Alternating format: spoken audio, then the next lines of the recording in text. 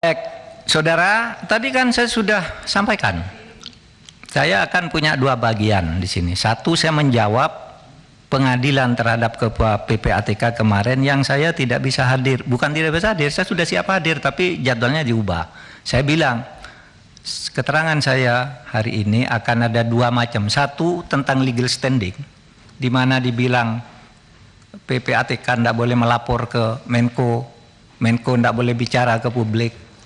Padahal ini yang selama ini kita gunakan untuk nangkap teroris, untuk koruptor dan sebagainya. Itu saya menjelaskan itu aja. Nah sekarang mari masuk, saudara sekalian. Nah sekarang ke materinya yang menyangkut penjelasan Ibu Sri Mulyani tadi. Pemerintah Republik, saya baca kalau ini.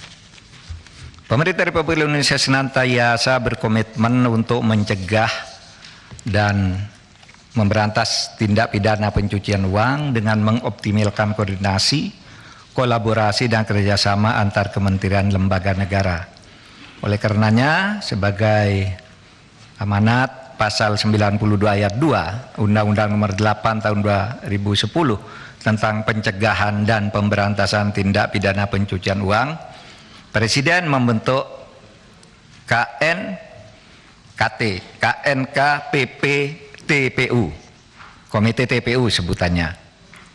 Nah, ini ketuanya ex officio, Menteri Koordinator Bidang Politik, Hukum dan Keamanan. Jadi ini Menteri, kemudian wakil ketuanya Menko Perekonomian, lalu Sekretaris PPATK.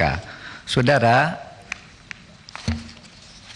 undangannya kepada saya itu kepada Ketua KNKPPTPPU dan jajaran. Tidak ada sebutan Menteri Keuangan. Di undangannya dilihat aja. Undang-Undang Menteri Keuangan. Bahwa di sini kemarin berdebat Menteri Keuangan itu di sini. Tapi suratnya resmi kepada kami dan jajaran. Saya ngajak jajaran nih. Yang ada di sini nih adalah ada yang di dalam TPU. Jadi mohon difahami itu.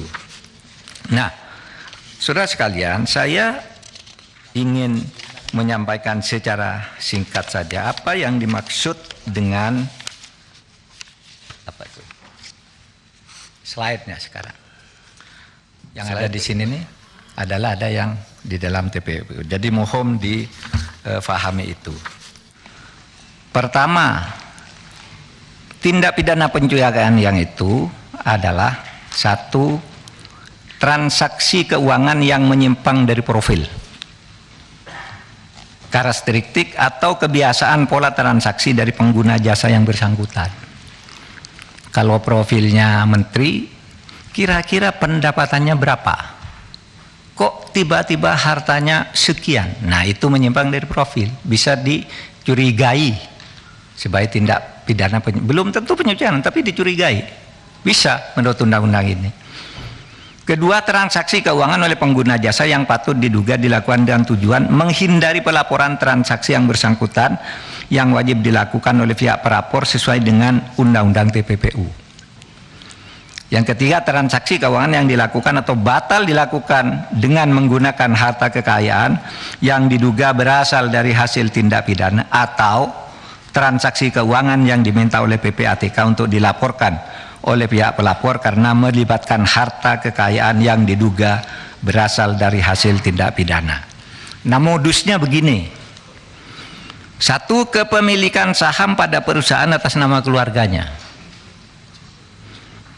Dia ya seperti yang baru diumumkan tuh, RAT. Dia laporannya sendiri sedikit, rekeningnya sendiri sedikit, tapi istrinya, anaknya, perusahaannya, nah itu patut dicurigai karena pekerjaannya. Apakah itu betul pencucian? Nah, nanti dibuktikan, tapi itu sudah memenuhi syarat.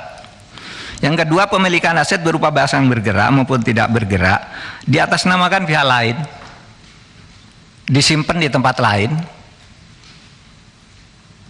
Sekretaris Mahkamah Agung itu punya mobil mewah berapa, mobilnya disimpan di tempat lain, platnya diganti. Kan muncul tuh di PPATK, itu pencucian uang, harus diperiksa.